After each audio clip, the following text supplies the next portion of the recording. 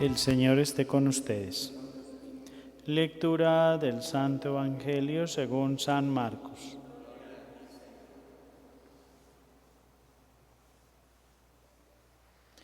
En aquel tiempo se apareció Jesús a los 11 y les dijo: Id al mundo entero y proclamad el Evangelio a toda la creación. El que crea y se bautice se salvará, y el que se resista a creer será condenado. A los que crean les acompañarán estos signos: echarán demonios en mi nombre, hablarán lenguas nuevas, cogerán serpientes en sus manos, y si beben un veneno mortal no les hará daño. Impondrán las manos a los enfermos y quedarán sanos. Después de hablarles, el Señor Jesús subió al cielo y se sentó a la derecha de Dios. Ellos se fueron a pregonar el Evangelio por todas partes, y el Señor cooperaba confirmando la palabra con las señales que los acompañaban. Palabra del Señor.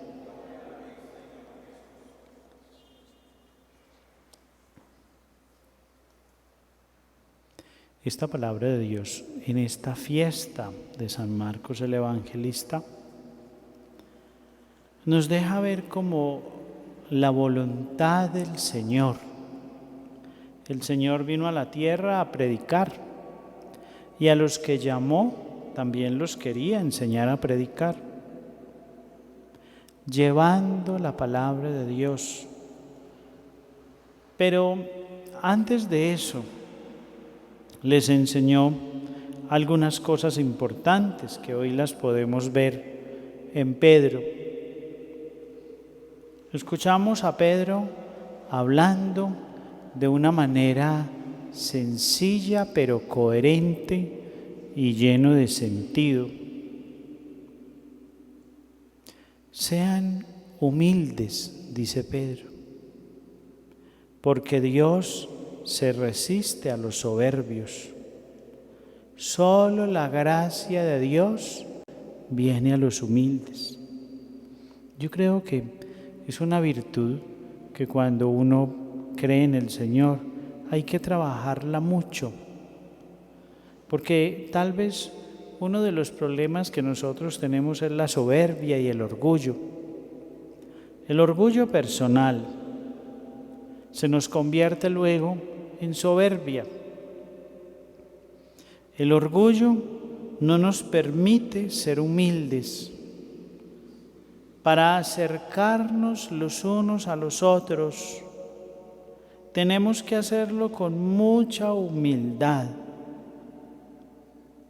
Es como la condición que nos coloca el Señor. Tengan sentimientos de humildad unos con otros. Y a veces lo que uno más tiene con otras personas es orgullo. Es que yo sé más. Es que yo tengo más experiencia. Es que yo he leído más. Es que yo soy más inteligente. Es que yo lo hago mejor. Es que yo pienso mejor. Tengan sentimientos de humildad, porque Dios se resiste a los soberbios. El orgullo y la soberbia son dos cosas parecidas pero diferentes. El orgullo es el amor propio y la soberbia es uno creerse más que los demás. Por eso son dos defectos o dos vicios, yo no sé cómo lo queramos llamar, que son parecidos pero el uno conlleva al otro. Solo Dios da la gracia a los humildes. Así dice el Señor. O sea que si no soy humilde, no recibo la gracia de Dios. No estoy preparado para recibir la gracia de Dios. Por eso estas enseñanzas de Pedro son muy grandes. Yo recibiré en la medida que sea humilde. Si soy muy orgulloso o si soy muy soberbio, muy poco recibiré del Señor. Y dice: coloquen todos sus agobios. Esta palabra ya no se usa, porque es un lenguaje muy antiguo. Hoy se usa preocupaciones, angustias, estrés. Coloquen todas sus preocupaciones en Él, en Dios. A veces uno coloca las preocupaciones en otras personas. Yo no sé, en este momento precisamente de la historia, donde tenemos tantas preocupaciones, ¿qué vamos a hacer? ¿Cómo vamos a trabajar? ¿Y de dónde vamos a generar dinero? Y las deudas, y los bancos, y todo nos está acosando, y los servicios, y con qué vamos a vivir. Y estamos desesperados, todos. Coloquen sus preocupaciones en Dios, nos dice hoy la palabra de Dios. Coloquemos la confianza en Él, Señor. Sabemos que tú no nos vas a desamparar. Algo harás por nosotros. ¿Qué pasará en junio? No sabemos. ¿Quién de nosotros sabe si en junio estamos trabajando o no? ¿O estamos enfermos? ¿O estamos aliviados? ¿O cómo estará esto? No sabemos. Solo sabemos que confiamos en Dios. Pero eso es bonito. Coloquen sus agobios, sus preocupaciones en el Señor. Y dice, sean sobrios. Uno tiene que aprender la sobriedad. La gente piensa que la sobriedad es como la pobreza, como yo no sé. La sobriedad no es eso, la sobriedad es el equilibrio de la vida. Sean sobrios, no sean exagerados ni para un lado ni para el otro. Hay que ser muy sobrios. Es decir, mantener como la vigilancia. Está sobrio y ebrio. Ebrio es el que está bajo efectos alucinógenos o alucinantes de una bebida o de algo, yo no sé, ebrio. Y lo contrario es sobrio, es decir, estar muy conscientes de lo que estamos viviendo, estar muy conscientes de la vida. Sean sobrios, pero estén alerta, porque el demonio anda como león rugiente buscando a quien devorar. Es interesante esto que nos dice Pedro. El demonio anda como un león por ahí al acecho. Yo creo que todos ustedes y yo, pues por aquí no tenemos leones, pero hemos visto las películas de los leones, cómo acechan, cómo se esconden cuando el venadito o el animalito, yo no sé, está descuidadito pastando, está el león al acecho. Dice Pedro que así se mantiene el demonio, al acecho. Cuando estemos más descuidados, ahí nos atrapa. A veces nos descuidamos por las preocupaciones de la vida, por las angustias, por los problemas, por las iras, por las soberbias, por el orgullo.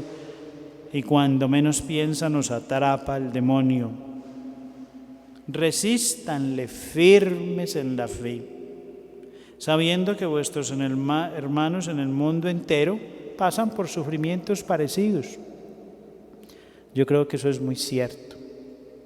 Nosotros pensamos que aquí en Colombia estamos muy mal y que en otras partes del mundo no están pasando igual, están pasando lo mismo.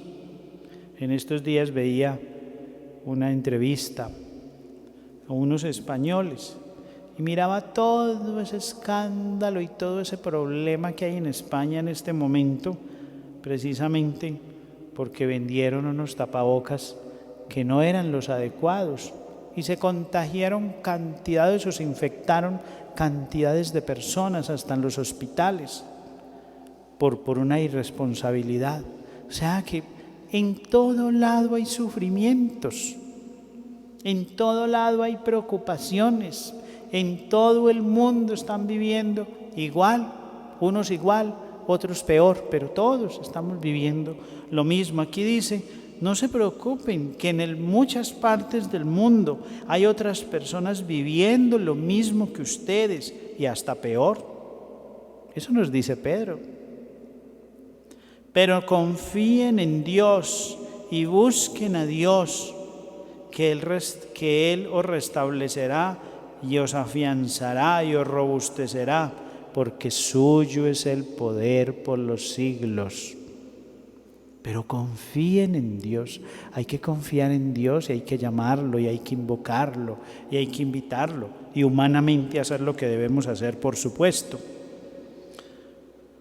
Os he escrito esta carta para que tengan confianza en Dios y para que no se abandonen de Dios. Es bonita esta experiencia que nosotros escuchamos aquí en la palabra. Y luego nos pasamos al Evangelio. Vayan por el mundo y prediquen a toda la creación. El que crea y se bautice se salvará, y el que se resista a creer ya está condenado. Creer, yo creo que es un ejercicio muy bonito. Grandes pensadores en la historia, un poco con filosofías ateas, principios ateos, han dicho que creer es la peor proyección psicológica que tiene el ser humano. Yo creo que no es la peor. Tantas proyecciones psicológicas que tenemos los seres humanos, que pueden ser muchísimo, cantidades de veces dañinas, pero creer para mí debe ser lo más bonito. Creer trae paz, creer trae esperanza, creer trae confianza, creer trae amor a nuestro corazón. De verdad que creer trae hasta la gracia de Dios. Creer es algo tan grande en el ser humano que es capaz de atraer la gracia de Dios. Es más, dice, a los que crean les pasarán cosas muy bonitas. Aquí menciona algunas que yo no las puedo explicar porque me haría muy extenso. A los que crean les acompañarán estos signos, y empieza a hablar ahí algunas cosas importantes. Yo se las leo, pero pues no las podremos explicar. Echarán demonios en mi nombre, hablarán lenguas nuevas, cogerán serpientes en sus manos, y beben un veneno mortal no les hará daño, impondrán las manos a los enfermos y quedarán sanos. Creer trae muchas bendiciones al ser humano. De verdad, creer es algo tan bonito. Ustedes en sus casas, en sus familias, siéntanse orgullosos de creer en el Señor. Siéntanse felices de creer en el Señor. No orgullo como creerse uno más que los demás, sino el orgullo de tener uno la satisfacción que al menos tenemos un corazón lleno de esperanza, un corazón lleno de Dios. Creer es algo grande para un ser humano. Creer dignifica a una persona. Y dice que el Señor se fue al cielo y les dijo a los apóstoles: vayan y lleven estas palabras. Y les dice, y cuando ellos predicaban, el Señor confirmaba su palabra con las señales que ellos hacían. Es decir, cuando se predica el nombre del Señor, pueden pasar muchas cosas bonitas, pueden pasar milagros. Ustedes recuerdan que ayer hablábamos de qué se necesitaba para un milagro: creer. Cuando se predica el nombre del Señor, muchas cosas bonitas pueden pasar. Yo sé que en sus casas, si ustedes están escuchando esta Eucaristía y viviéndola, sé que es porque tienen fe. Y si yo les preguntara cuántas veces el Señor les ha hecho cosas bonitas que ustedes ni se explican, milagros, cosas, señales, yo sé que son muchas, porque si es el Señor. Donde está la palabra de Dios, Él confirma con sus intervenciones. Como todas las intervenciones de Dios son tan humildes, tan sencillas, que uno ni cuenta se da. Es interesante cuando una persona va a describir un milagro. Muchas personas en la vida han tenido milagros, pero no son capaces de contarlo, porque no se sabe cómo, a qué horas o en qué momento sucedió el milagro. Cuando uno va a relatar un milagro, hay una parte que uno no es capaz de contar. Y esa parte que uno no es capaz de contar pertenece a la humildad y a la sencillez de Dios. Dios actúa y uno no se da ni cuenta cómo. A veces uno está en un problema y de pronto empiezan a darse las cosas y todo empieza como a cuadrarse y llega alguien que ayuda y llega alguien que intercede y llega alguien que ofrece algo y como que el milagro se va cuadrando y cuando uno menos pensó salió del problema y uno no supo ni cómo. Esa es la humildad de Dios y esa es la sencillez de Dios. Siempre que nos suceden cosas bonitas en la vida, no las podemos explicar. Por eso tanta gente prefiere decir, es que yo tengo muy buena suerte. Es que como yo me leo el horóscopo. Es que como yo tengo la influencia de los planetas y de las plantas. Mucha gente prefiere atribuírselo a una planta o a la influencia de los astros o a la buena suerte, o peor, a la hechicería o esas cosas que son tan malas en el ser humano, cuando Dios interviene de la manera más sencilla. Así termina el Evangelio diciendo, ellos iban llevando por todas partes la palabra o el Evangelio del Señor, y el Señor los acompañaba con las señales. En este tiempo también el Señor nos acompaña. Si en su casa, en mi casa, se escucha la palabra de Dios, yo estoy seguro que el Señor nos va ayudando y el Señor va confirmando y va colocando su gracia, su bendición en cada uno de nosotros. Pero tenemos que creer mucho en el Señor, tenemos que llamarlo, invocarlo y siempre tenerlo presente desde su santa palabra. Amén.